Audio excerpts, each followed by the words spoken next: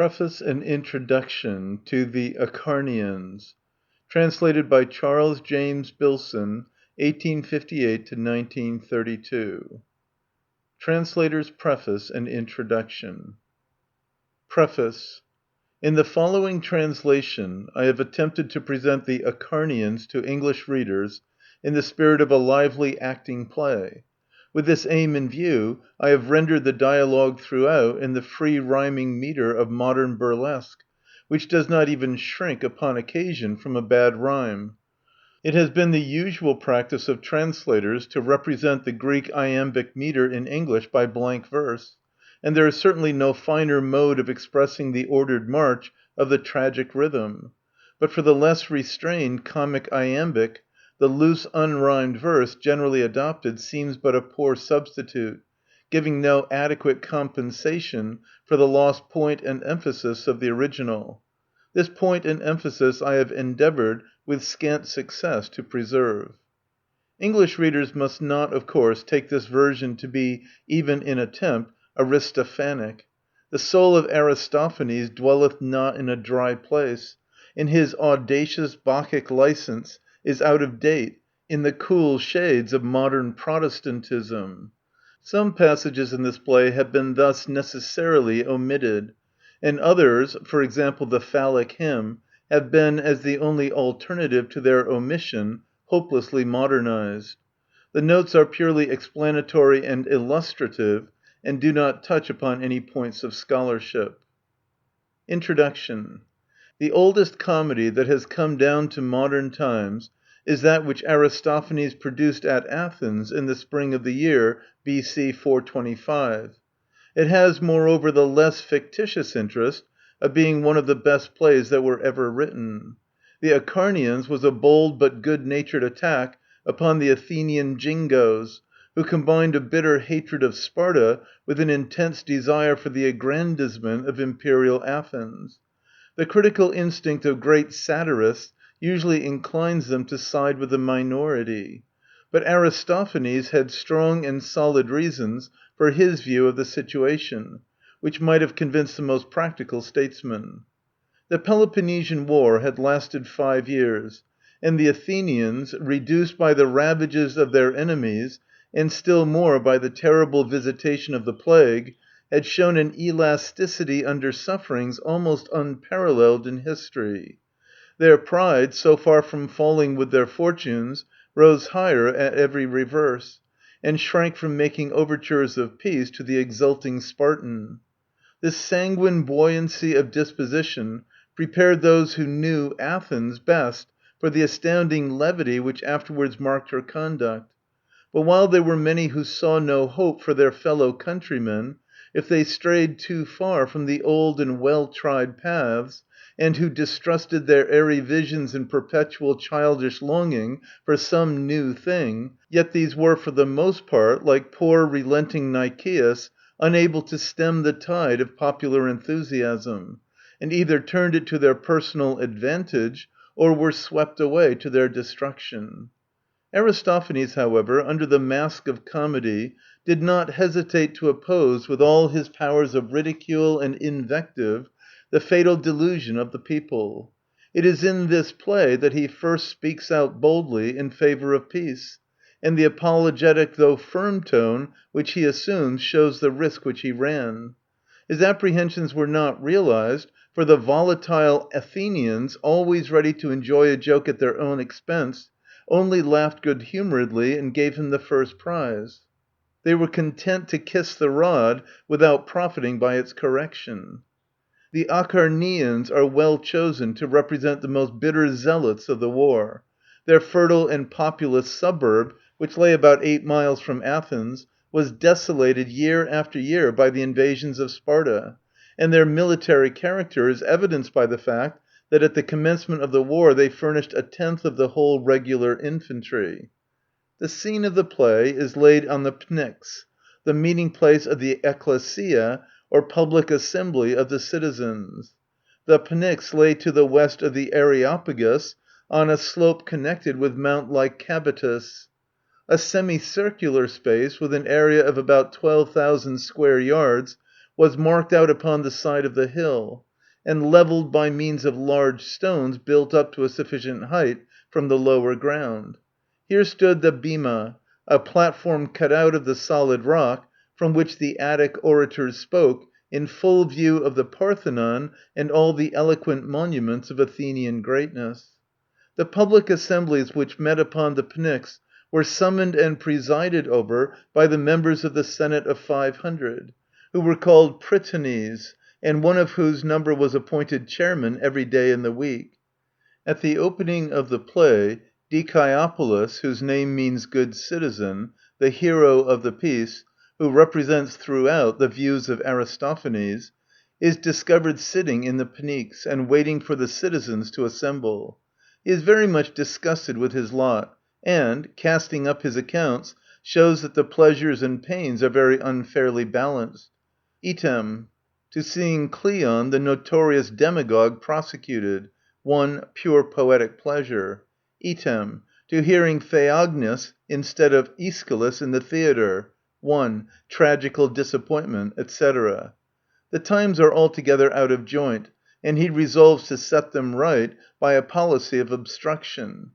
Just as he arrives at this determination, the light-hearted crowd of Athenian citizens come pouring in, like troutlets in a stream, to deliberate upon affairs of state. The herald makes proclamation who wishes to harangue, whereupon an insignificant little personage gets on his legs and declares that he has a special mission from the gods to make a peace, upon which he is promptly removed by the police.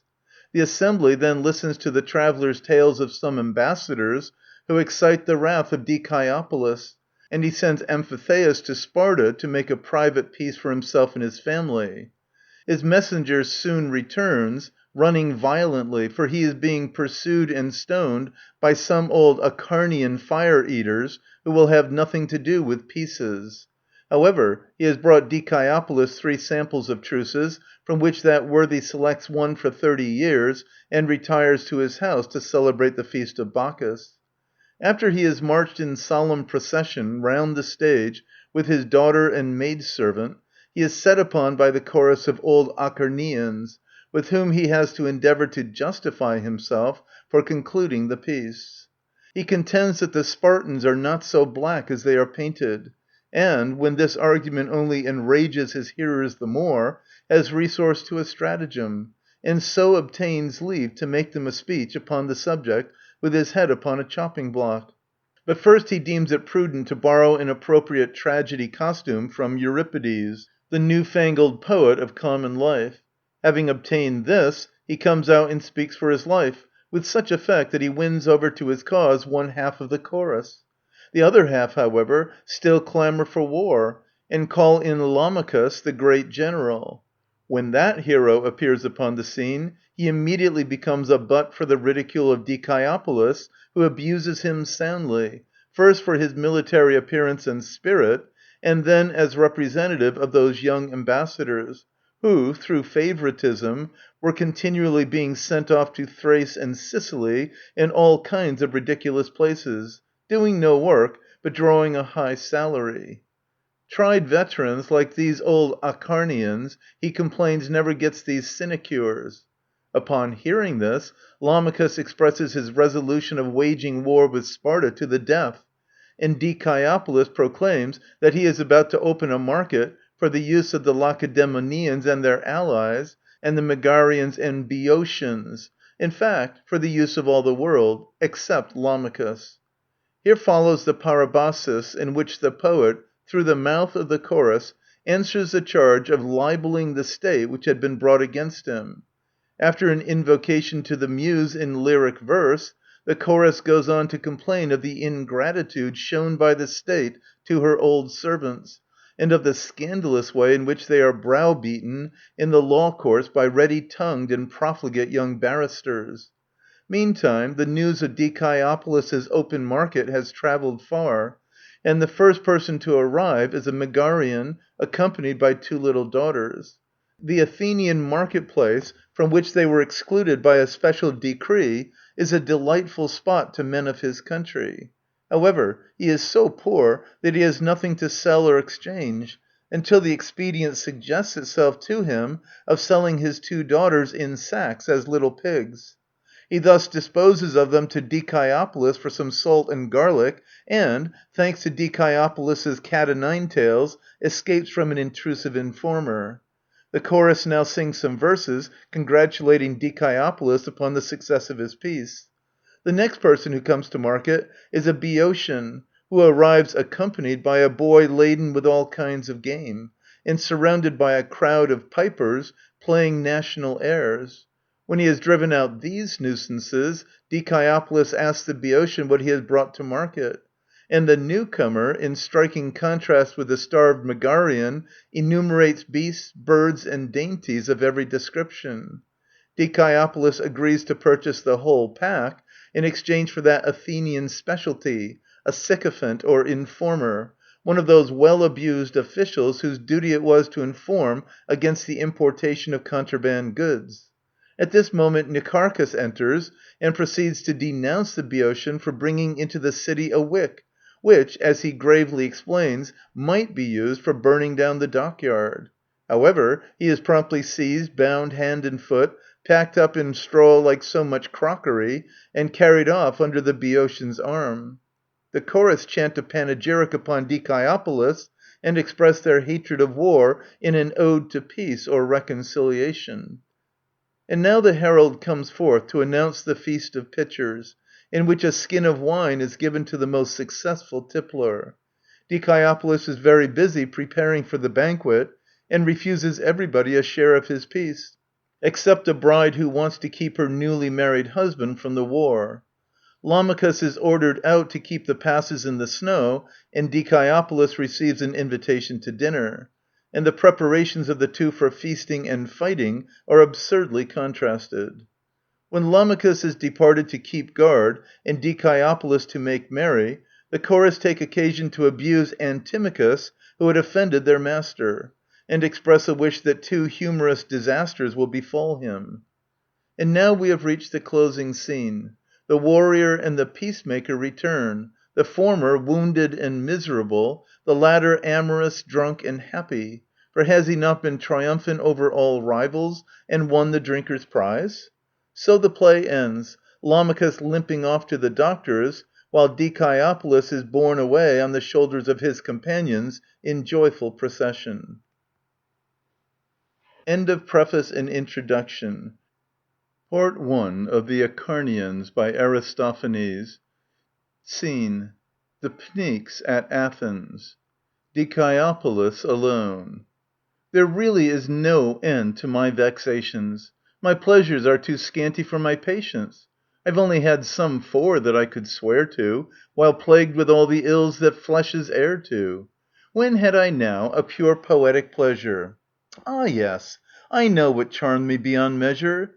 To see base Cleon, by that lawsuit shaken, disgorging the 5 talents he had taken. That made me radiant. The knights be blessed, they fined the sinner, and the land had rest. But then I've had a tragical disaster. When I sat yawning, waiting for the master, and the man bellowed out, "Lead on the chorus! Theognis!" Fancy what a shock passed o'er us. See how Dexiphius pleased me, who just now sang the Boeotian and bore off the cow? But I'd this year a paralytic seizure, when slouching Charis played the stately measure. Then never since my mother washed me first was the dust smarting in my eyes so cursed as now, when the assembly's due this minute, and there's the Pnyx without a creature in it. They're chattering in the market-place, and flying in all directions from the scarlet dyeing. The very Prytanes aren't here, they'll rush in at the 11th hour, pushing and crushing to get at the best seats, like streams they roll on. For peace they never care. O town of Solon, I'm always very first on these occasions, and take my seat alone and try my patience, and groan and gape and don't know what to do, pluck out stray hairs and do a sum or two. Then, gazing on the fields, for peace I yearn, hating the town and longing to return to my own deme, which never thought of crying, "Buy coals, buy vinegar," nor dreamt of buying. That's by play to your independent peasant. And so, to tell the truth, I'm here at present to shout and jeer and interrupt the speaking, unless it's peace and nothing else they're seeking. Enter Prytanes, herald, Amphitheus, and citizens. Here come the Prytanes at midday too, scrambling for places as I said they'd do. Herald, come forth! Come forth within the ground that's consecrate. Amphitheus, has any speech been made? Herald, who wants to orate? Amphitheus, I do. Herald, who are you? Amphitheus, Amphitheus. Herald, not a human? Amphitheus, no, an immortal, though my ma's a woman. Thus, pompously, burlesquing the genealogical prologues of Euripides. I, whom mortals call Amphitheus, sprang from Demeter and Triptolemus, for they had issue Celeus, and he espoused my grandmother Phanerete. Her son Licinus was my honored father, whence my immortal lineage you'll gather. The gods have given me a special charter to go alone and make a peace with Sparta. But, though my godlike nature no pretence is, I cannot pay my travelling expenses. The Prytanes don't give. Herald, what ho! The bowmen! The bowmen or constables enter and remove the obstructionists. Amphitheus, as he is being dragged out. Triptolemus, defend me from my foemen. Dikaiopolis, O Prytanes, you do abuse the ecclesia, ousting the man who wants to make us easier, to get us peace and hang up every buckler. Herald, be silent there. Dikaiopolis, I'll not be such a truckler, not till I hear a motion about peace. Herald, the Persian embassy returned to Greece. Dikaiopolis, Persian indeed. Ambassadors are odious. I hate the peacocks and the way they toady us. Enter the ambassadors from Persia, fantastically arrayed in oriental costume. Herald, silence there. Dikaiopolis, phew, Ecbatana, what guise! Chief Ambassador, you sent us, you'll remember, to advise with the great king upon affairs of weight. Euthymenes then filled our chair of state. 2 drachmas each per diem were our wages. Dikaiopolis, oh, those poor drachmas. Ambassador, well, we toiled for ages, o'er the Caister's plain camping or creeping in chairs, with nothing to be done but sleeping. 'Twas pitiful. Dikaiopolis, and I deserved no pity when I lay out on straw to guard the city? Ambassador, and then they feasted us, and would insist all that we should drink from cups of gold and crystal their strong sweet wine. Dikaiopolis, men of the city rocky, don't you perceive how all these envoys mock ye?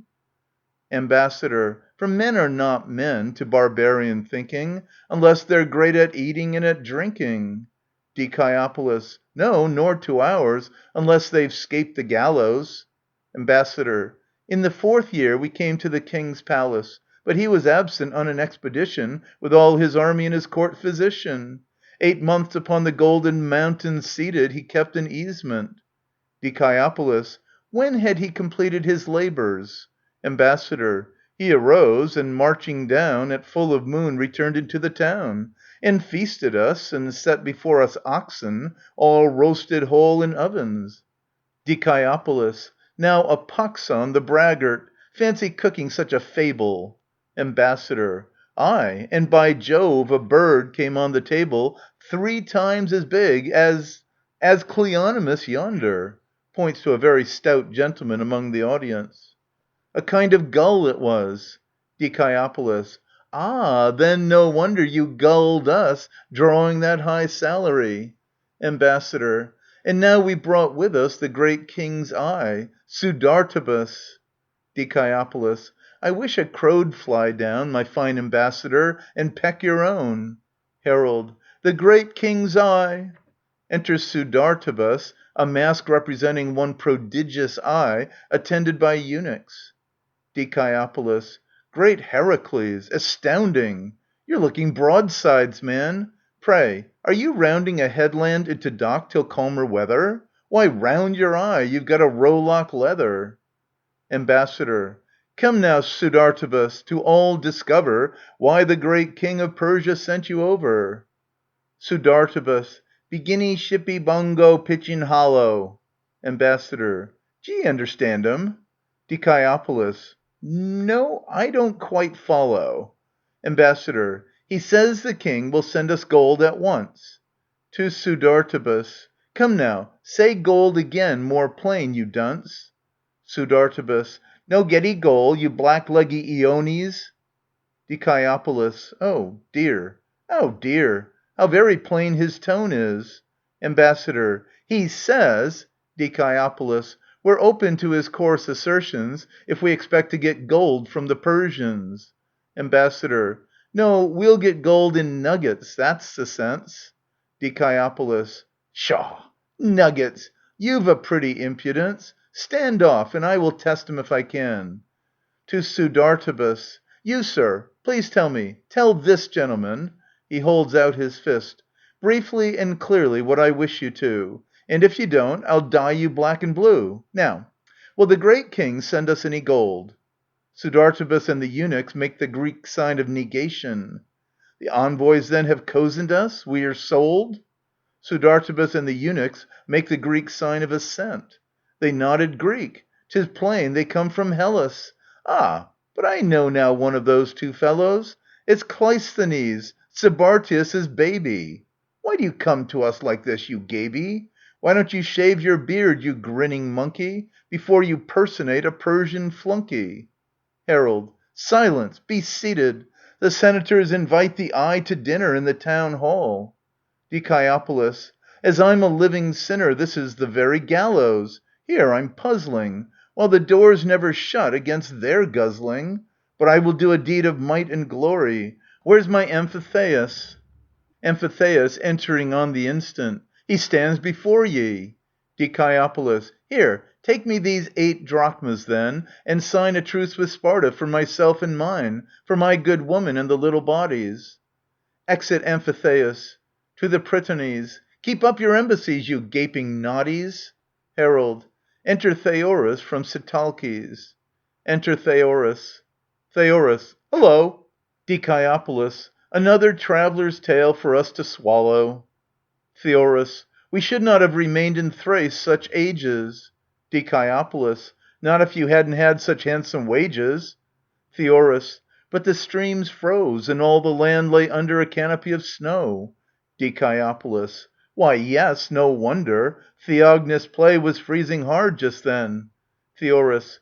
Well, all this time I stayed there, gentlemen, drinking with Prince Sitalces. There's a frantic Athenomaniac for you, so romantic in his devotion to you that he'd cover the walls with scribbling like a crazy lover. From the east to western sea, Athens is the fairest she. And then his son, whom we had dubbed Athenian, desired to taste, being very weak and leany, an Ionian sausage from the revels, suing his father to assist the land they grew in. His father swore with many a libation he'd send the biggest army in the nation, and make Athenians cry with hands uplifted, Why, what a lot of locusts hither drifted! Dikaiopolis. May I be hanged if we're not hocus-pocused by all you say, except that one word locust. Theorus. And now he sends you, which I'm sure must charm ye, the false and valiant Odomantian army. Dikaiopolis. Oh yes, they've come to eat our victuals for us. Herald. Enter the Thracians, brought us by Theorus. Enter the Thracians, a troop of wretched tatterdemalions. Dikaiopolis. Pray, what atrocities are these? Theorus. The host of Odomantians. At a trifling cost, 2 drachmas each, they'll desolate with ravages Boeotia. Dikaiopolis. What? 2 drachmas for those savages? You'd have some grumbling from our gallant seamen, the city's bulwark. Oh, my evil demon! It's me they're ravaging. My garlic's gone. To the Thracians. Put down my garlic. Theorus. Stop, you simpleton! They're garlic valiant now. Don't go too near. Dikaiopolis. You Prytanes, do you see me pillaged here in my own country and by foreign losels? But I forbid a meeting for proposals about the Thracians' pay. 'Tis most profane, the gods declare. I felt a drop of rain. Herald. Thracians, depart, and 2 days hence return. Now, citizens, the meeting will adjourn. Exeunt Prytanes, Thracians, Theorus, herald, and citizens. Dikaiopolis. Oh, what a salad's wasted on that Tartar! But here's Amphitheus come back from Sparta. Welcome, Amphitheus. Enter Amphitheus running. Amphitheus. Not till I stop running, for I must baffle these Acharnians' cunning. Dikaiopolis. Why, what's the matter? Amphitheus. I was hurrying here with truces, when some old Acharnians near got scent of them, tough hearts of oak and maple, old heroes of the Marathonian staple. And they all bawled and bellowed, "Stop, you lown! Do you bring truces with our vines cut down?"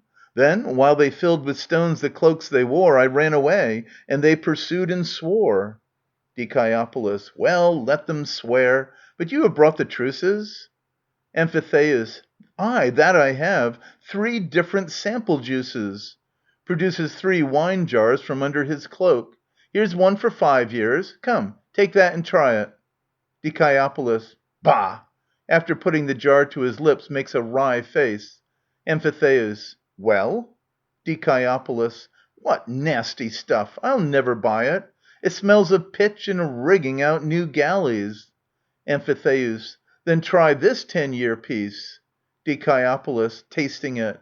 It smells of malice and shilly-shallying among the allies, and has a powerful stink of embassies. Amphitheus. But here's a truce for you by sea and land for 30 years. Dikaiopolis, taking a long pull. By Jupiter, that's grand! The genuine smack of nectar and ambrosia. Most excellent, good. It couldn't make things cozier. It isn't to get ready 3 days' rations, but cries out loud, "Pursue your inclinations." I'll pour libations out and drain it dry, and with these old Acharnians goodbye. I go to keep the country feast of Bacchus, freed from the wars and miseries that rack us. Exit Dikaiopolis. Amphitheus. And I'll go too, lest these Acharnians track us. Exit Amphitheus. Enter the chorus of old Acharnians running. Chorus. Follow this way all together. Ask of every one you meet if he's seen the rascal running with his truces down the street. For our city's name and honor we must hunt the fellow down. Tell me, where's the scoundrel hiding who brings truces to the town? He's escaped, he has bolted and fled. Oh, my feeble old joints for the years that are sped, when I ran with a coal scuttle tied on my back, and was pressing Philus himself all the track. Ah, had I but hunted this peace-bearer then, he'd never have fled with such ease to his den. Now my limbs are growing weaker. Old Lacratides is sore, with a stiffness in the haunches that he never felt of yore. So he's gone, but we must chase him, never let him laugh and jeer at escaping from Acharnians, though their limbs are old and queer. Father Zeus, gods above, he is treated with those whom I hate and detest as my bitterest foes. Growing fiercer and fiercer, our war never drops until I'm revenged for the loss of my crops. Till painful and sharp to the heart of their lines, like a bulrush I pierce in defense of my vines. But we must pursue and chase him, seek him all the wide world o'er, looking to the plain of Peltae, tracking him from shore to shore, till at length we find the rascal, for I shall not rest content, till at once my pelting gives him death and grave and monument. Enter Dikaiopolis with his wife, daughter, and maidservant.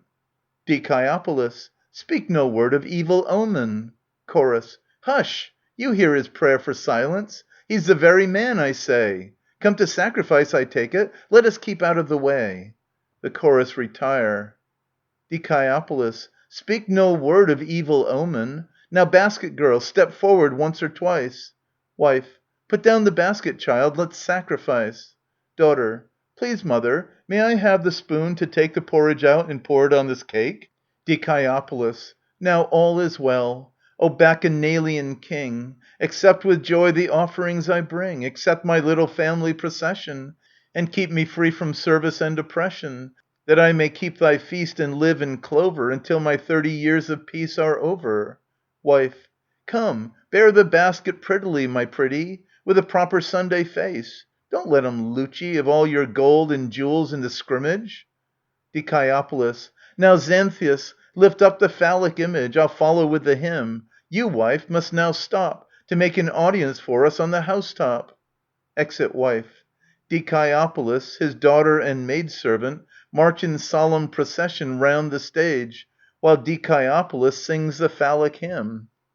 The hymn. Hail Thales, frolic maid of Bacchus, whose wandering crews so oft attack us with many a drunken midnight fracas and theft clandestine. Thou half undoest the ills that rack us with mirth and jesting. For 5 long years I've had hard measure, and now come home with heartfelt pleasure, to taste this truce, the dearest treasure to us poor haymakers. No general war shall mar my leisure, nor General Lamachus.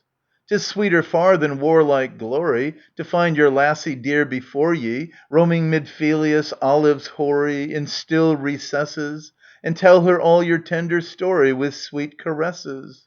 O Thales, drunken, rattling fellow, when evening cups have made you mellow, rose drops of peace shall chase the yellow from morning peepers. Your shield will hang, where sparkles tell, a home fireside keepers. The chorus rush forward upon Dikaiopolis. Chorus. That's a fellow! That's the man! Pelt him! Pelt him! Pelt him there! Beat the blackguard now you can! Would you spare? Would you spare? Dikaiopolis, who, leaving his head unguarded, devotes all his care to the preservation of his sacrificial jar. Heracles! What is the matter? Oh, you'll break my little jar!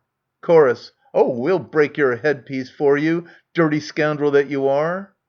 Dikaiopolis. Nay, but tell me what my crime is, reverend Acharnian band. Chorus. You ask that, you wretch, you villain, traitor to your fatherland? You who made a private truce and now can look us in the face? Dikaiopolis. But you don't know why I made it. Listen, and I'll state my case. Chorus. Listen to your lies and quibbles, wretch, we'll bury you with stones.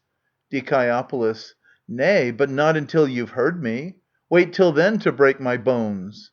Chorus. I'll not wait. Don't you prate any longer, for I hate you. Greater scamp than Cleon rate you, whom to shoe soles I shall pair, for the gallant knights to wear. I won't hear you. I won't listen while you make a long oration. You have made a peace with Sparta, and must give us compensation. Dikaiopolis. Now, my masters, put the question of the Spartans out of sight, and just listen to my treatise, judge if I was wrong or right. Chorus. How can you persist in saying you were right, when you allege you made peace with men who honor neither altar, oath, nor pledge? Dikaiopolis. Well, I'm sure those Spartans even we so furiously hate aren't to blame for all the evils that have fallen on the state. Chorus. Not for all, you wretch, you rascal? Do you dare to tell us so, freely, flatly to our faces, and then think we'll let you go? Dikaiopolis. Not to blame for all our troubles? Nay, I'd show you if I might. They have been in many cases actually in the right. Chorus. You provoke my soul to frenzy. You're a traitor to the state, if you dare to plead before us for the enemies we hate. Dikaiopolis. But if I should plead unfairly, if the people scout my plea, while I speak I'll lay my head down on a chopping block, d'ye see? Chorus. Oh, why spare your stones, my demesmen? Why not pound the loathsome pest?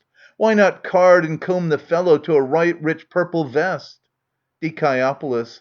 How the black coal in your spirit leapt to fiery life again!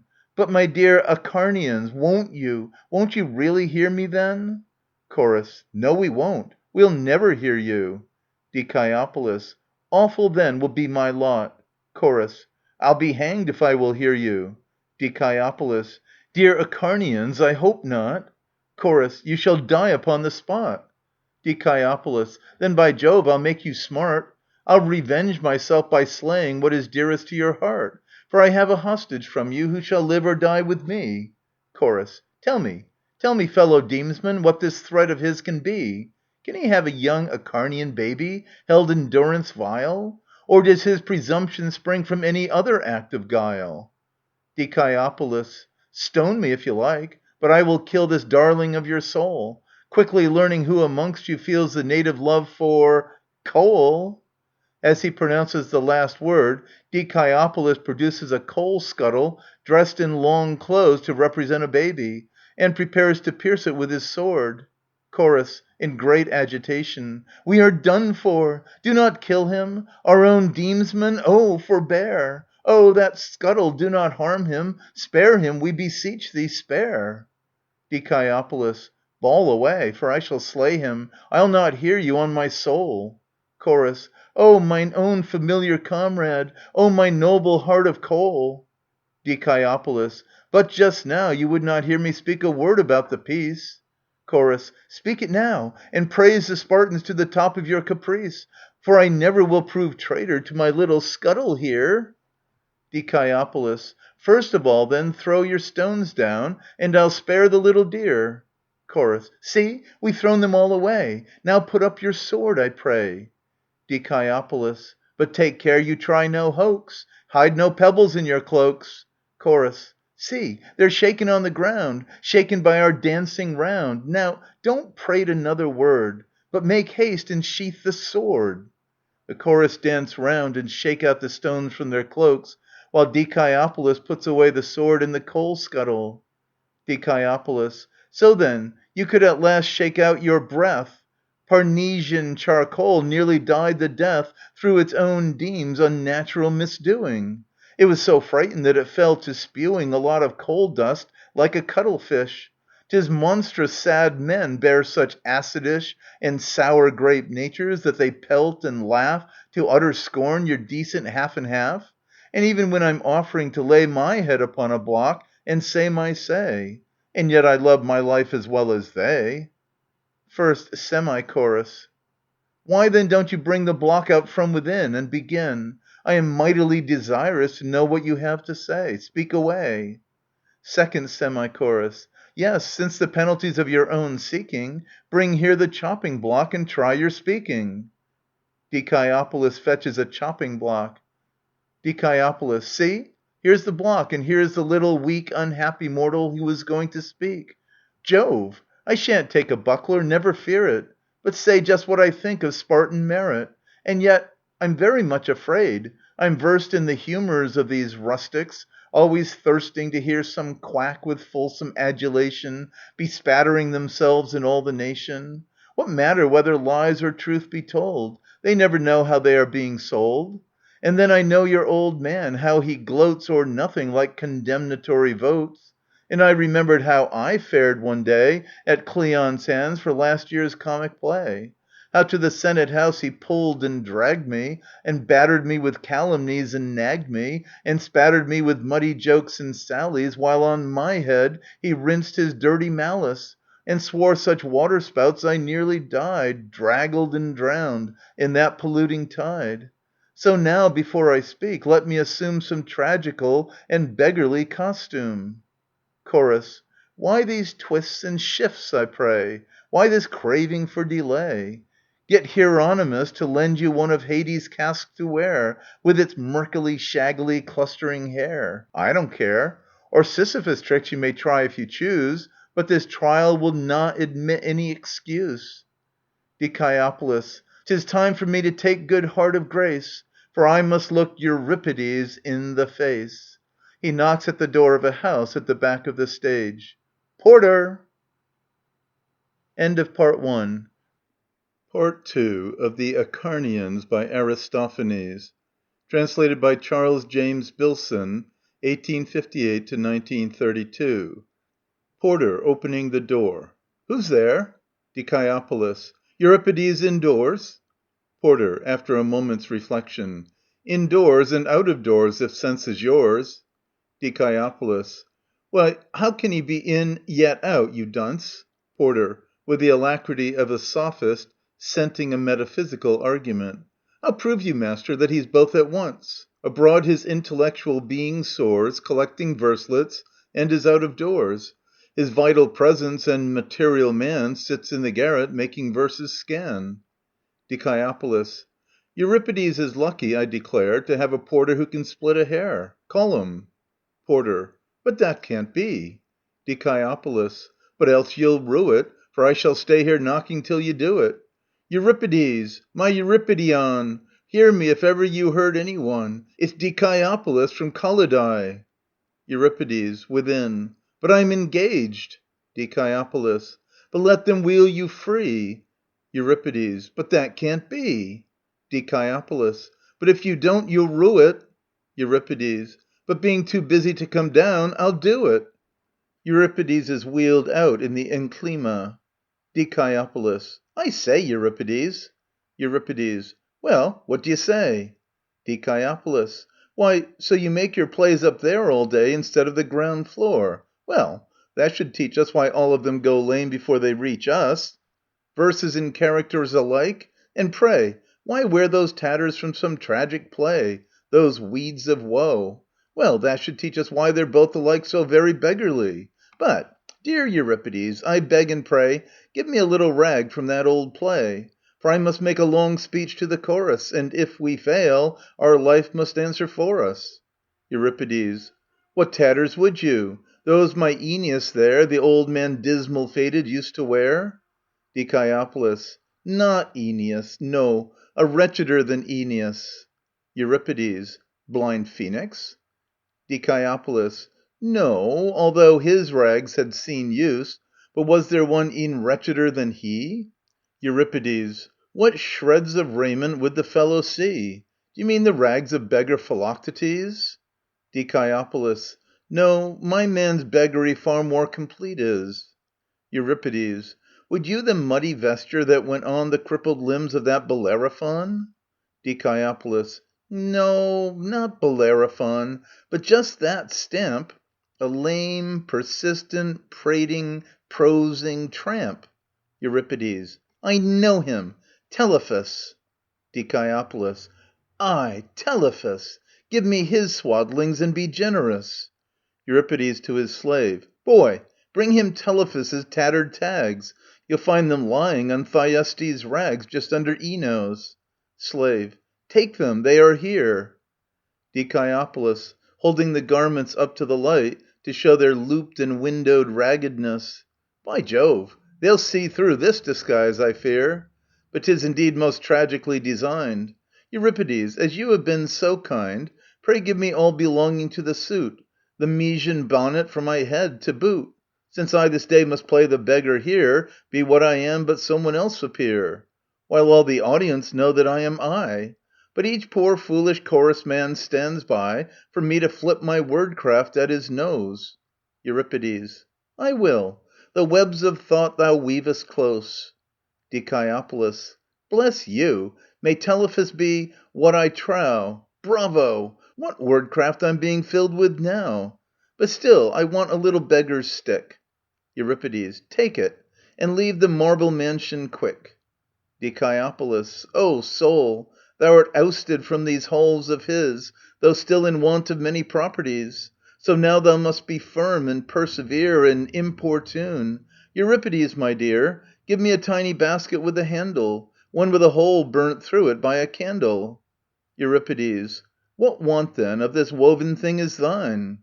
Dikaiopolis. Why, none at all. I want it to be mine. Euripides. Evacuate the palace and don't bother? Dikaiopolis. May heaven bless you as it blessed your mother. Euripides. Now, sir, be gone. Dikaiopolis. But grant me one more whim. A little pitcher with a broken rim. Euripides. There, take it with my curse, plague of the palace. Dikaiopolis. By Jove, to his own plaguiness he's callous. But give me one thing more, a little jug. There's a good darling, with a sponge for plug. Euripides. Fellow, you'll rob me of my tragedy. Take it and go. Dikaiopolis. I'm going, yet, dear me, what shall I do? I want just one thing more, and then I'll go forever. I implore Euripides, for very life I ask it, give me some withered leaves to line the basket. Euripides. There, there, you'll ruin me. My plays are sped. Dikaiopolis. No more. I'm going, for my hardihead is overgreat, nor recks of royal loathing. Oh dear, poor me, I'm lost and brought to nothing. I'm done for, I forgot the cornerstone of all my fortunes. Euripidion, sweetest and best of men, I thee implore, may I be hanged if I ask any more? But this one single trifle, and no other, just one poor lettuce, heirloom of thy mother. Euripides. The man insults us. Close the barriers there. Euripides is wheeled in. Dikaiopolis. Poor soul, without a lettuce thou must fare. Now do the dangers of the race dishearten a soul that's going to speak up for the Spartan? Here is the scratch. Come forth, my soul, and tow it. Dost halt? Hast thou not drunk, the piteous poet? That's right. And now go yonder, poor my heart, and lay your head down there to speak your part. Screw up your courage. Eyes upon the goal. Art ready? Go! Well done, my noble soul. First Semi-Chorus. What shall you say? What is your plan? Shameless, insolent, brazen man, to pledge the state your neck, as you have done, defending a minority of one? Second Semi-Chorus. He does not fear his task to-day. Since you have chosen it, speak away. Dikaiopolis. Take it not ill, spectators, I beseech, that though a beggar I shall make a speech Before Athenians upon state concerns In comic style. E'en comedy discerns The claims of justice, and what I shall say Will be severe but just. And yet to-day Cleon will not accuse me with his jeer That I abuse the state with strangers here. At this Lenaian feast we're quite alone. The strangers haven't come yet, there are none Arrived with tribute, and no troops as yet From the allies. So now at least we're met All by ourselves, clean‐husked Athenians born, For as to Metic's they're the chaff o' the corn. Now, I hate Spartans very much indeed, And wish the ocean god, whose victims bleed On Tenerim, would make their houses fall, Shaken by earthquakes, down upon them all. For I've had vines cut down as well as others. But, since all present here are friends and brothers, Why blame the Spartans for this inconvenience? For there are men with us, but not Athenians. I never said they were Athenians, mind. Not men at all, but wretched, ill-designed False counterfeits, the current coin debased, Flash citizens, dishonored and disgraced, Who confiscated the Megarians' jerkins. And if they cited garlic, salt, or gherkins, Leverets or sucking pigs, they called them ware From Megara, and sold them then and there. That was a custom native to the land. 'Twas graver matter when a drunken band Of Cotybus befuddled boys went over And stole a girl from her Megarian lover. Then the Megarians, bursting with vexation, Steal from Aspasia, in retaliation, 2 other doxies, and the war that drenches All Greece with blood was due to these 3 wenches. For then the Olympian Pericles in ire, Full mind enlightened with vindictive fire, And shook all Hellas with his armed throngs, And laid down laws that read like drinking songs, That the Megarians do no more remain On land or market place, or sea or plain. Then the Megarians, when famine's stride Came nearer, begged the Spartans to provide That the 3 women bill should be repealed. But, though they often begged, we would not yield. And thence arose the clatter of the shield. You'll say 'twas wrong, but what was right, I pray? Come now, suppose a Spartan, some fine day, Sailed to Seriphus and gave information, And sold a puppy dog to your vexation. Would you have stayed at home? No, that you'd not.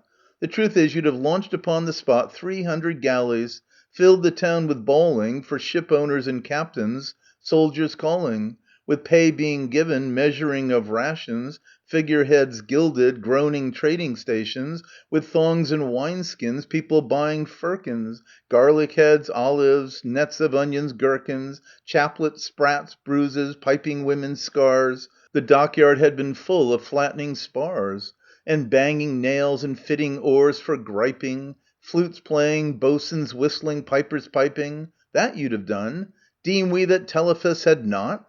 Then reason hath departed us. First Semi-Chorus. How dare you, beggar, talk like this, and task all informers to our face, you arrant rascal? Second Semi-Chorus. Nay, by Poseidon, but the man speaks fair. All that he says is true, not false, I swear. First Semi-Chorus.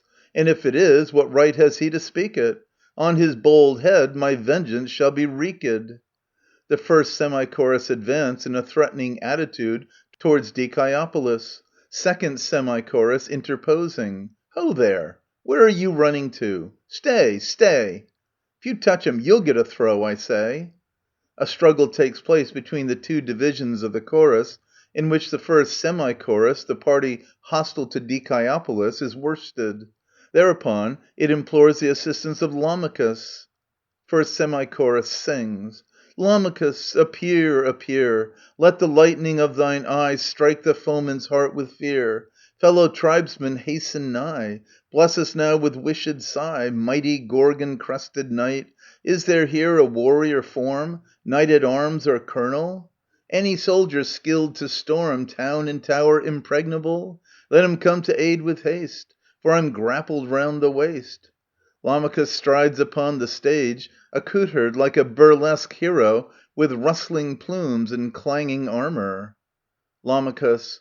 Whence came that martial summons from afar? Where must I aid? Where wake the din of war? Who roused the Gorgon from her case of leather? Dikaiopolis, feigning extreme terror. Sir Lamachus, what fettle and what a feather! First Semi-Chorus. O Lamachus, hasn't this scurvy Jack been slandering all our state this long time back? Lamachus. How? Dares a mendicant like thee talk thus? Dikaiopolis. Gramercy, pardon it, Sir Lamachus, if a beggar like me did prate and prattle so. Lamachus. What saidst thou of us? Speak. Dikaiopolis. I don't yet know. Your terrible armour makes my head go round. Oh, please, please, put that bugbear on the ground. Lamachus laying down his shield. There then. Dikaiopolis. Now turn it upside down. Lamachus reversing the shield so that the Gorgon head is undermost. I've done it. Dikaiopolis. Now give me, please, the feather from your bonnet. Lamachus. Well, there's the feather. Dikaiopolis. Hold my head a while. I don't feel well. Those plumes have stirred my bile. Lamachus. Wretch! Wouldst thou use my feather for a vomit? Dikaiopolis. What is the bird if that's a feather from it? It's a white-feathered boaster, I suppose. Lamachus. Ha! Thou shalt die! Dikaiopolis. No, Lamachus, your blows don't reach the point between us here at all. Lamachus. How, beggar? Speak'st thou thus to a general? Dikaiopolis. Am I a beggar? Lamachus. Why, what are you then? Dikaiopolis. What am I? Why, I'm a good citizen, and not a toadying place-hunter's son, but since the war began, the son of a gun, and not the son of a pay-captain like you. Lamachus. I was elected. Dikaiopolis. By an owl or two. Well, I made peace, for I was sick and ill to see grey-headed veterans serving still, and boys like you all shuffling off to race, some with 3 drachmas salary to Thrace. Your Tisamoenophilippian brothers and vagabond Hipparchides, and others, Ceres and Theodorus, to Chaonians, or Caries with our Attico-Bezonians, others to Camarina and to Sicily, aye, and to any other place that is silly. Lamachus. They were elected. Dikaiopolis. Aye, but what's the reason you're always going in and out of season and getting salaries and none of these? Pointing to the Acharnians. Say, did you ever go, Myrilides, on an embassy, although you're old enough? See there? He shakes his head. Yet he's your stuff, a steady working man. And what of these? Draculus, Prinides, Euphorides? Has any one of you been all the way to see the great king, or Chaonia? They answer no. 'Tis only Lamachus and Kisera's baby who have prospered thus. Men who were only yesterday so drowned in debts and taxes that their friends would sound the alarm "keep off" whene'er they came in sight, like people pouring out the slops at night. Lamachus. O sovereign people, must I bear this? Say. Dikaiopolis. No, not when Lamachus refuses pay. Lamachus. Then will I wage most furious bloody strife on sea and land throughout my mortal life, against all Spartans and their base allies. With puissant arm I'll strike and scourge mine enemies. Exit Lamachus. Dikaiopolis. And I make proclamation unto Sparta and her allies, that all with me may barter. Megarians and Boeotians may thus come to my market, but not Lamachus. Exit Dikaiopolis. The Parabasis. 1. Comation. He's winning the day, and the people incline to the truce. In their conscience his plea sticks. But we'll doff our long-flowing robes and combine to chant out the loud anapaestics. 2. Anapest. From the time when his first comic chorus was given our master, he never has come on the stage to assure us that he is remarkably clever. But his enemies charged him of late, in Athens of speedy decision, of libeling people in state with an insolent scoffing derision. And so he now wants to reply to Athens of fickle decision, declaring his merits are high and deserving of your recognition. 'Twas he who prevented the state from being fooled by each foreign oration, from swallowing flattery's bait with an open-mouthed kit's delectation. Ere that, all the envoys who came from the cities would try to get round you, recalling your glorious name and the violet chaplets that crowned you. When any one uttered the phrase, you were all so rejoiced beyond measure, at the crowns all united to praise, that you sat upon tip-tail for pleasure. And if any one flattered your pride, to the sleekness of Athens referring, he'd bring all the world to his side by a compliment fit for a herring. In this way, our master replies, he has done you a service emphatic, by showing how all the allies are conducting their rule democratic. So now they will quickly arrive with the tribute they owe to the city, all eager to see him alive, the poet so brave and so witty, the poet who risked his own life to Athens her duty declaring. Yea, now in far countries is rife the fame of his glorious daring. The king himself lately demanded of some envoys from Sparta discreet, first, which of the two states commanded the Grecian seas with her fleet?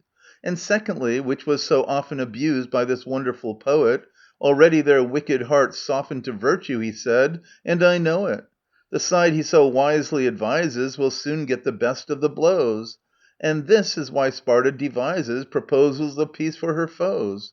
First she asked back Aegina, not caring a jot for the island, that's clear, but craftily bent upon tearing our bard from his natural sphere. But never do you let him go, for he'll play out his part with sincerity, and promises ever to show the virtuous path to prosperity, not fawning nor offering bribes, not tricking nor playing the cheat, not drenching with long diatribes, but teaching what's honest and meet. 3. Macron. Pronounced by the actor in a breath. And therefore let Cleon exhibit his skill in plotting against me whatever he will, confederate justice my bosom shall thrill, and I'll never like him be convicted of ill, who is false to the state and is false to it still. 4. Strophe. Come, Acharnian muse, that burnest with the fire that feeds thy heart, energetic, strong, and earnest is thy native simple art. Thy live vigour shall not dwindle, as the sparks incessant leap which the helpful bellows kindle from the oak log's smouldering heap, when the little fish are lying all upon the charcoal frying, and, while some are kneading bread, others mix the Thasian pickle richly filleted. So I pray thee be not fickle, bring a song, lively, nervous, bold, and strong, rough with rustic hardihood, come to me, thy demesman good. 5. Epirema. We the aged, we the hoary, blame the thing our state has done, that our old age is not cherished for the sea fights that we won. Hard, ungrateful is your conduct, dragging men with age oppressed, to be laughed at in the law courts by the stripling's ready jest. Ancient men, mere living shadows, deaf to sound with pipe played out, whose Poseidon and preserver is the staff they bear about. Mumbling, drivelling with dotage, there we stand within our place, seeing nothing but the darkness of the labyrinthian case. Then the youngster, very jealous to conduct his accusation, smartly cudgels us with phrases clenched into a neat oration. Then he drags us up to question, setting all his word traps baited, hounding, pounding, and confounding poor Tithonus evil-fated. Toothless with old age he mutters, and at last he goes away, and the verdict is against him, his accuser wins the day. Then he sobs and tells his comrades with a bitter, tearful whine, all the money for my coffin must be paid to meet the fine. 6. Antistrophe. Shame upon your evil doing, ye who bring up every day to the water clock and ruin some poor fellow old and grey. Some old mate who shared your labour, wiping off the manly sweat from his brow, your constant neighbour in the battle's dust and heat. One with whom you fought and won on the field of Marathon, We were making charges then on the foe that backward hurried. Now by shameless countrymen we ourselves are charged and worried. Till at last we're defeated too, and cast, who this scandal will deny? Even Marpsius dare not try. 7. Antiparema. Should a bent and hoary greybeard like Thucydides be sued, vexed by this abomination of a Scythian solitude, ruined by this prating pleader, this Cephisodemus here? Ah, my heart was full with pity, and I brushed aside a tear, when I saw a Scythian archer, a long-winded advocate, sore perplexing and confounding that old servant of the state, who by Ceres, in the old time when he was Thucydides, from that dame herself would never have endured such wrongs as these. Rather would he first have gripped and flung you Athluses by dozens, then bawled down 10,000 archers and outshot his father's cousins. But, since now you will not suffer aged men to sleep in peace, vote that suits should be divided, that this great injustice cease. Let the toothless charge the toothless, let the old accuse the old, let the young have smart accusers, ready-tongued and quick and bold. So in future you must never fine or banish those who are flung, save when old men sue the old men, and when young men sue the young. Enter Dikaiopolis. Dikaiopolis. These are the bounds, then, of my place of barter, which I throw open to allies of Sparta.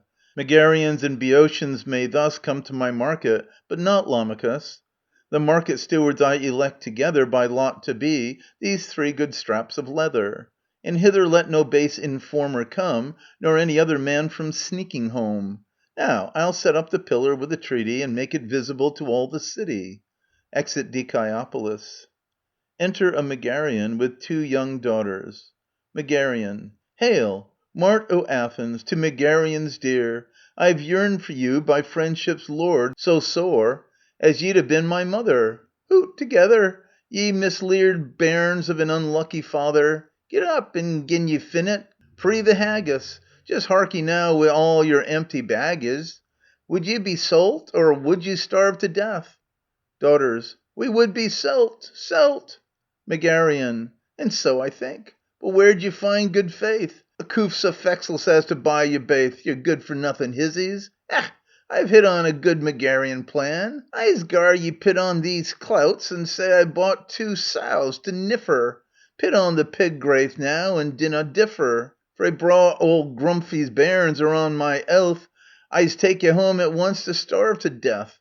And put thy snouts here now upon your grunsies, and gang to the sack at once, ye dunces.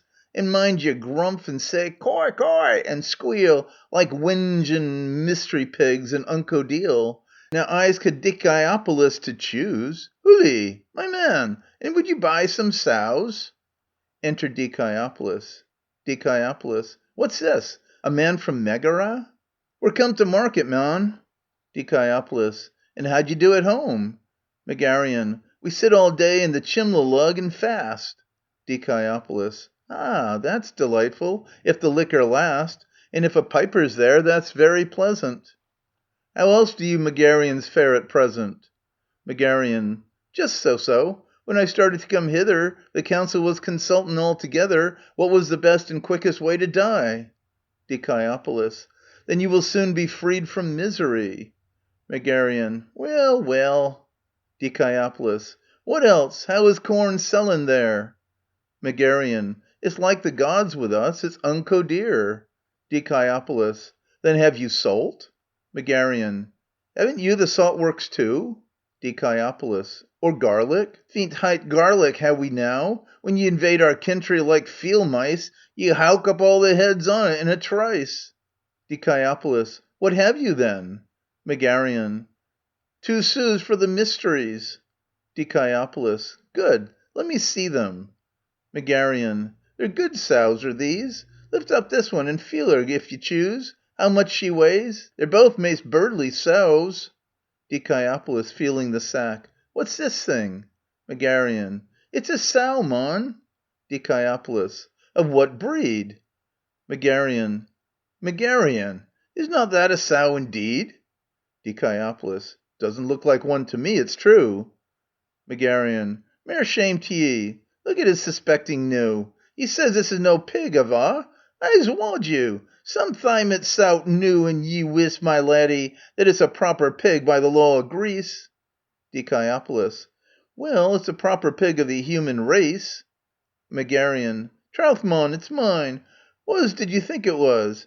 Have ye a min to hear him squeal? Dikaiopolis. Oh, yes. Megarian. Be quick now, sow, at once, and make a squeal. You mauna hold your whist, ye ne'er do well, or on my elth I'll take yer home again. Daughter. Coy, coy! Megarian. Is that a pig? Dikaiopolis. Now it's a pig, that's plain, but it will be a woman when it's prime. Megarian. It will be like its mother in 5 years' time. Dikaiopolis. But it won't do for sacrifice.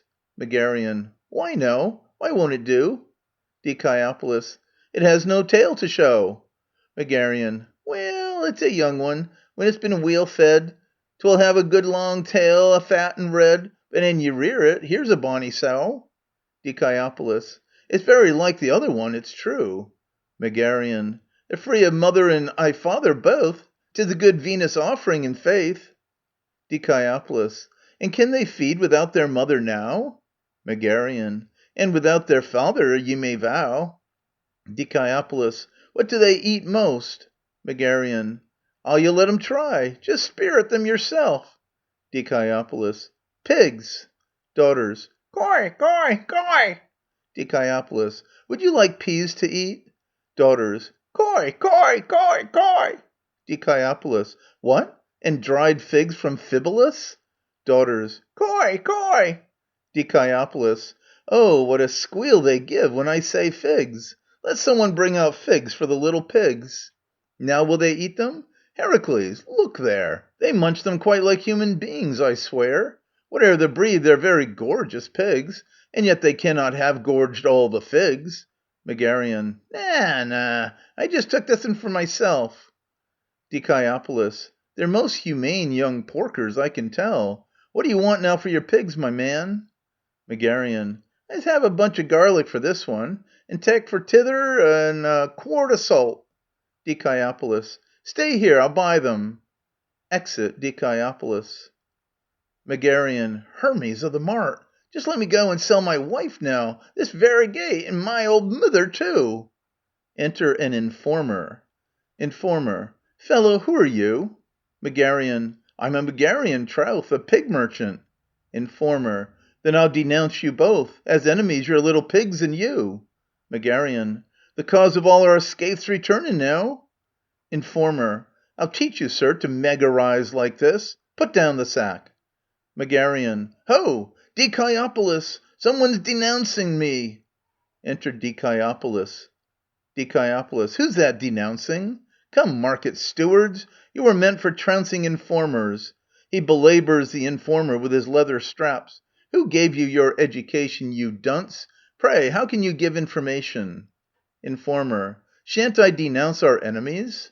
Dikaiopolis. You'll rue it, unless you run off somewhere else to do it. Megarian. Troth, what a plague at Athens this maun be. Dikaiopolis. Cheer up, Megarian. Here's the price, you see, the salt and garlic for the pigs I get. Take it and fare you well. Megarian. I'll no do that. We fare no well in my country. Dikaiopolis. Then may it recoil on me if I was wrong to say it. Megarian. My little sows try now without your daddy to eat your bonnets salted, and they're ready. Exeunt omnes. End of Part 2. Part 3 of the Acharnians by Aristophanes. Translated by Charles James Bilson, 1858 to 1932. Chorus. The fellow hit a lucky chance. See how his plan's progressing. He'll reap a glorious crop of wealth and fame and every blessing. Yes, in the marketplace he'll stay, and if a Ctesias steps that way, or any other spy comes prowling, he'll sit down howling. And no one else in purchasing provisions shall bamboozle you. Cleonymus shan't jostle you, nor filthy Preface tousle you. A cloak you'll wear of virgin white no sycophant has brought to light, nor shall Hyperbolus provoke you with suits to choke you. Nor shall Cratinus hop to you his morning jests to bandy, smooth shaven with a single shear like any gay young dandy. That busy trifler with the Muse, that knave in Artemonian shoes, from whose rank armpits you may gather what goat's his father. Pausin no more'll be scoffin', nor Lysistratus importunate, that shame of the Calargians, that double-dyed unfortunate, who begs and shivers every day, and every month is starved, they say, for all the 30 days, and dirtied for more than 30.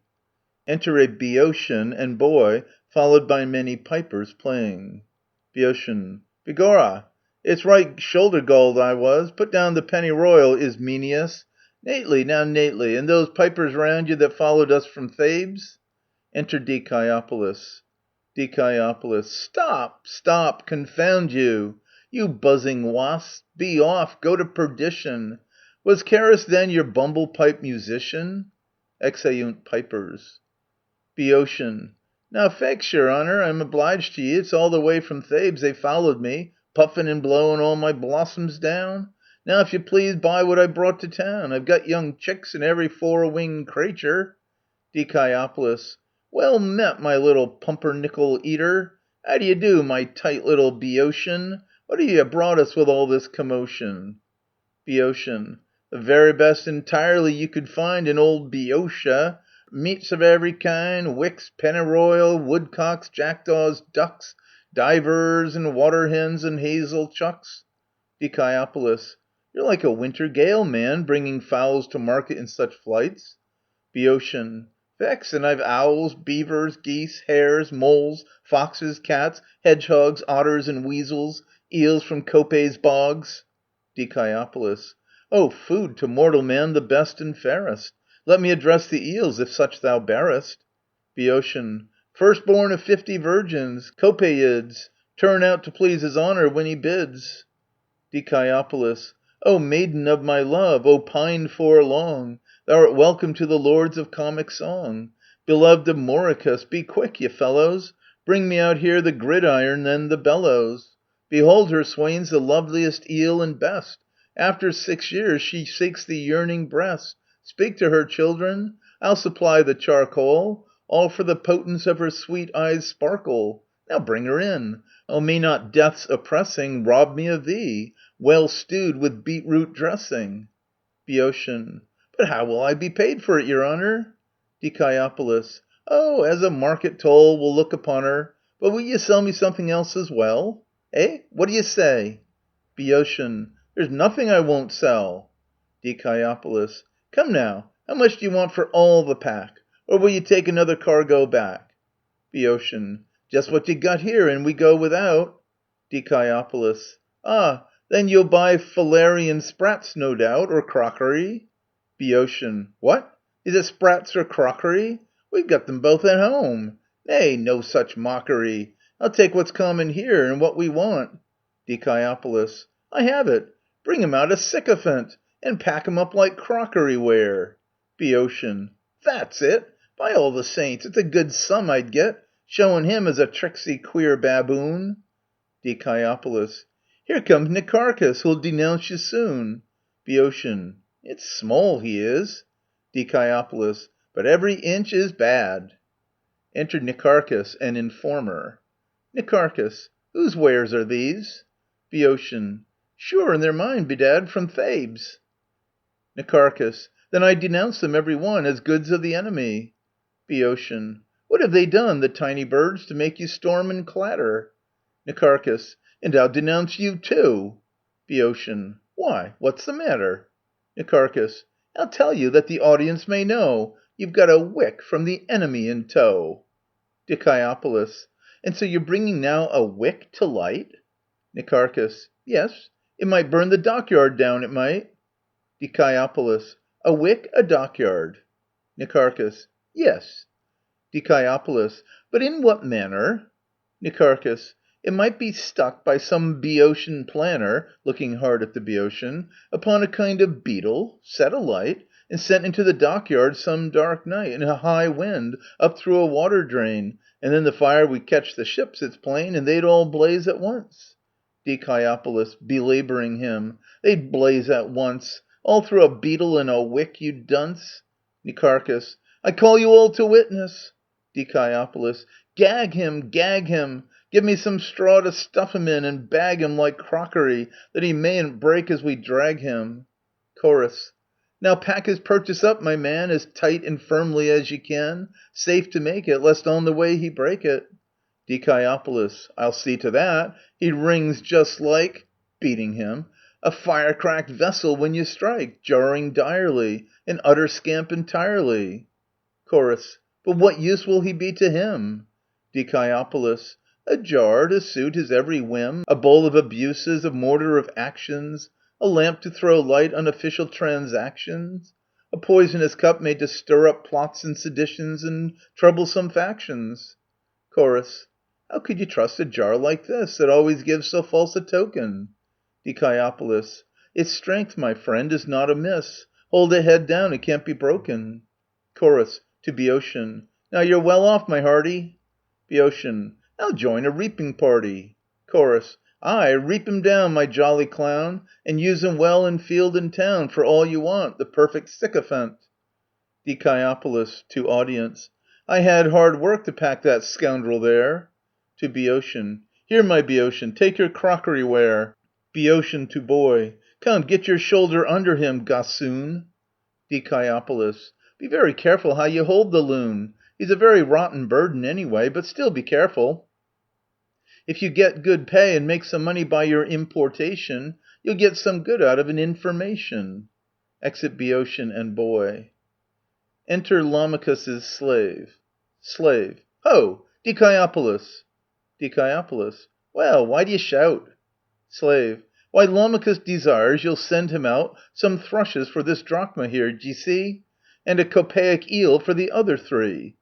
Dikaiopolis. An eel for Lamachus? What Lamachus? Slave. The dauntless one, the bull-hide valorous, who wields the Gorgon shield and waves above 3 overshadowing plumes. Dikaiopolis. Nay then, by Jove, if he'd give me a shield he shouldn't have the dish. Let him wag his plumes over some salted fish.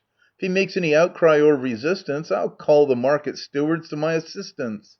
Exit Slave. Now for my part I shall take up this load and go back singing to my own abode. Sings. Quails and blackbirds fluttering spread purple pinions o'er my head. Exit Dikaiopolis. Chorus. Strophe. Thou hast seen him, O my city, thou hast seen the master mind. So far-sighted, wise and witty, he alone a truce has signed. He alone at peace with Sparta fearlessly can buy and barter merchandise of every kind. Every blessing, every grace flows upon his favored race. All the thrifty wife would choose for her daily household use. Every dainty steaming dish that the starving soul could wish.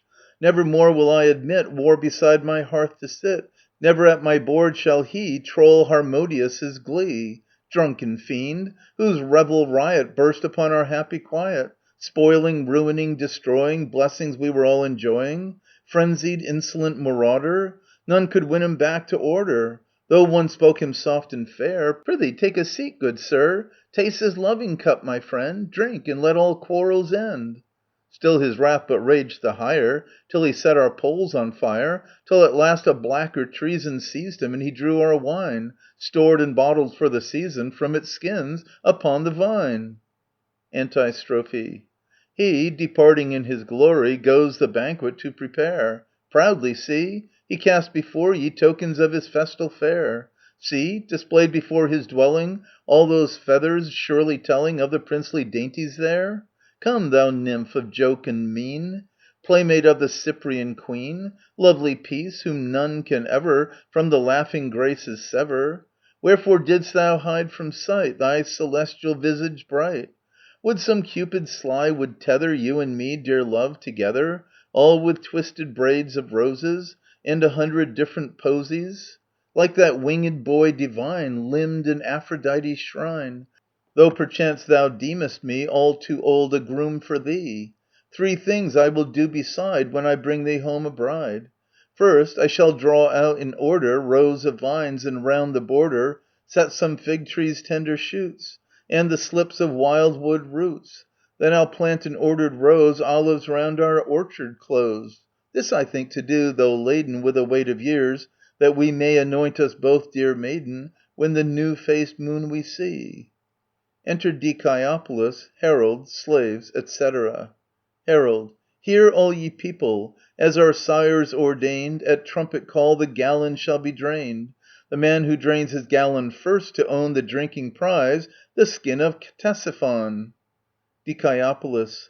Lads, women, don't ye hear? What are ye doing? Didn't ye hear the herald? To your stewing! Roast, turn, weave chaplets, and take off that hair. Bring me the spits to spit those thrushes there. Chorus. I envy your design so wise, still more the feast you're making. Dikaiopolis. And what then when you cast your eyes upon these thrushes baking? Chorus. There too you're right completely. Dikaiopolis. Come, give the fire a poking. Chorus. You see how very neatly, how dinner-like and featly he manages his cooking. Enter a countryman. Countryman. Oh dear, oh dear. Dikaiopolis. Good Lord, who's that just come? Countryman. A miserable man. Dikaiopolis. Then go back home. Countryman. Kind sir, there's no one has a piece but you. Measure me out at least a 5-year brew. Dikaiopolis. What's come to you? Countryman. I've lost my beasts and all. Dikaiopolis. How? Countryman. The Boeotians stole them from their stall at Philae. Dikaiopolis. That's a blow that must have smarted. But why aren't you in black for the departed? Countryman. Ay, though they always kept me well, I vow, in good manure. Dikaiopolis. Well, what do you want now? Countryman. I've wept my eyes out for them beasts of mine. Oh, if your kind heart does at all incline to Dircetes of Philae, then, I pray, anoint my eyes with peace without delay. Dikaiopolis. I'm not the parish doctor, my poor chap. Countryman. Come, come, I pray you do, for then, mayhap, I shall get back my oxen. Dikaiopolis. Oh dear, no. Go and lament to Pitilus and Co. Countryman. Only a drop of peace. Just squeeze me one into this little tube. Dikaiopolis. I'll give you none. Not a bird's whistle. Off now with your tears. Countryman. Oh dear, oh dear. My poor dear farming steers. Exit Countryman. Chorus. Our friend seems to find the peace to his mind, and to share it with any he seems disinclined. Dikaiopolis. Pour honey there over the tripe in that dish, and mind how you're frying those fine cuttlefish. Chorus. Do you hear? What a bellow! Dikaiopolis. The eels! Broil them there! Chorus. Stop, stop! My dear fellow, you'll kill us, I swear. I've hunger, I'm dying, and the folk who live near, with the smell of good cheer and the noise of your crying. Enter a bridesman and bridesmaid. Dikaiopolis. Now then roast this and brown it well with care. Bridesman. Ho! Dikaiopolis! Dikaiopolis. Who's there? Who's there? Bridesman. A bridegroom sends you from the wedding feast this dish of meat. Dikaiopolis. That's very kind at least, whoever he is. Bridesman. And he desires you, too, to pour out, in return for this same stew, 1 cup of peace into this alabaster, to keep him safe from service and disaster. Dikaiopolis. There, take your meat away. Don't give me any. I wouldn't do it for a pretty penny. But who's this girl? Turning to the bridesmaid. Bridesman.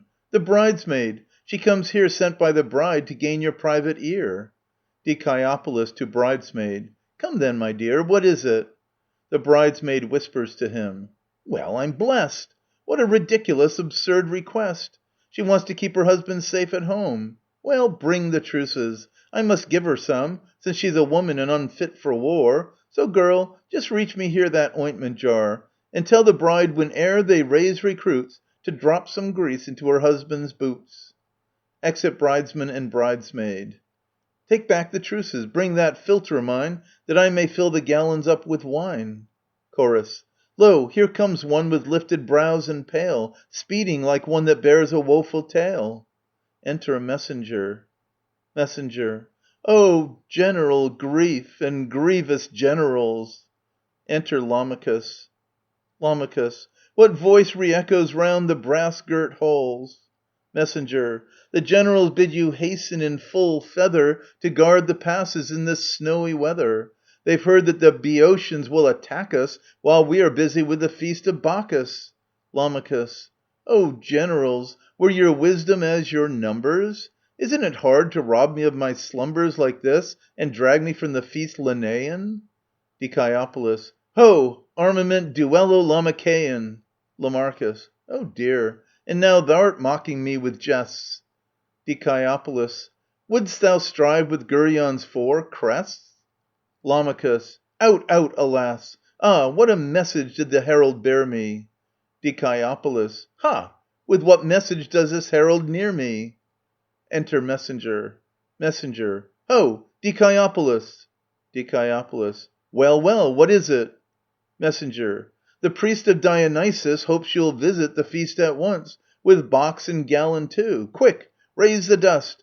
The dinner's stayed for you this long time. All the things are ready. Benches, footstools and tables, cushions, chaplets, wenches, dried fruits and comfits, honey cakes and myrrh, sesame puddings, broad cakes, all are there. Be quick, make haste. Exit Messenger. Lam. Oh dear, my evil fate. Die. Why, yes, you trust to the protectorate of a big Gorgon. Shut the door, you sinner, and let somebody be preparing dinner. Lam. Ho, boy, there, bring me out my haversack. Die. Ho, boy, there, bring me out my box to pack. Lam. Some salted thyme and onions, boy, be quick. Die. Some fish for me, boy, onions make me sick. Lam. Boy, bring me out a mess of rotten fish. Die. And me a mess too, for a savory dish. Lam. Bring me the feather which my helmet brushes. Die. Bring me the pigeons and the little thrushes. Lam. How fair and white is this tall ostrich crest. Die. How fair and brown is this roast pigeon's breast. Lam. Sirrah, forbear to mock my martial arms. Die. Sirrah, forbear to eye my thrush's charms. Lam. Bring out the hair trunk where my crest reposes. Die. Bring out the hair stew that delights our noses. Lam. This moth was eating up my tufts so shining. Die. This mouth is eating hare soup before dining. Lam. Don't worry me, sir, with your conversation. Die. No, but this boy and I've a disputation. To boy. Now, will you bet? Let the decision rest with Lamachus. If locusts be the best, or thrushes. Lam. Bah! You're insolent. Die. You hear it. He said that locusts had the greater merit. Lam. Ho, boy, take down and bring me out my spear. Die. Ho, boy, take off the tripe and bring it here. Lam. Come, I will draw my lance from forth its cover. To boy. Stand fast and pull. Die. And you, boy, pull this over. Lam. Bring me the stand that holds my staff of strife. Die. Bring me the bread out, lad, my staff of life. Lam. Bring me the oval Gorgon compass shield. Die. And me the pancakes, cheese, and compass field. Lam. This insolence is broad. I'll none of it. Die. This broad cake's good. I'll have another bit. Lam. Boy, pour the oil out. In this bronze I see an old man being tried for treachery. Die. Pour out the honey. Here's an old man's face, who curses Lamachus's Gorgon race. Lam. Bring me my breastplate, boy, my aid in war. Die. Bring me my breastplate, boy, my gallon jar. Lam. Herewith I'll arm myself the foe to rout. Die. Herewith I'll arm me for a drinking bout. Lam. Boy, strap my bedding to the shield this minute. Die. Boy, strap the meat box with my dinner in it. Lam. Give me the knapsack, on my back I'll bear it. Die. Give me the cloak, upon my way I'll wear it. Lam. Take up the shield, boy, and we'll quit this folly. It's snowing. Ugh! Things look most melancholy. Exit. Die. Take up the dinner. Things look very jolly. Exit. Chorus. See the twain to battle sped, but what diverse ways they tread. One will sit and feast all night, with a wreath of roses dight, drinking hard, while the other sits and shivers, with 1,000 quakes and quivers, keeping guard. Strophe. May that scion of slobber, that quill-driving jobber, Antimachus, scribbler of verse, without reservation or equivocation, be damned with the Thunderer's curse. For when President o'er us, as head of the chorus, on Bacchus's festival day, the miserly beast shut me out from the feast and sent me quite famished away. May I see him half dying for cuttlefish frying, when bubbling and hissing and nice, with salt ready stored, it hangs over the board and lands on his plate in a trice. Then just ere he slips the first slice in his lips, may a little dog steal through the door, make a snatch at the dish, run away with the fish, and never be found any more. Antistrophe. One plague we have reckoned, and now may a second befall him as well in the night. Going home from a ride with a pain in his side and a feverish, pitiful plight. Ere he reaches abode, may some knight of the road, of wassail and insolence full, Orestes pursued by the Furies intrude upon him and batter his skull. In a terrible taking while cutpurse is breaking, his head may he look all around, and grope in the dark, very wide of the mark, to pick up a stone from the ground. And finding at last a missile to cast, no matter what, not what he seeks, take aim as he can, and missing his man, bespatter Cratinus's cheeks. Enter a messenger. Messenger. Ye slaves that dwell in Lamachus' mansion, heat water in a little pansion. Make ready linen, greased wool, and plaster, to bandage up the ankle of your master. The man was wounded, leaping o'er a trench upon a treacherous stake. The backward wrench unhinged his ankle, and with awful shock he burst his head flat fallen upon a rock.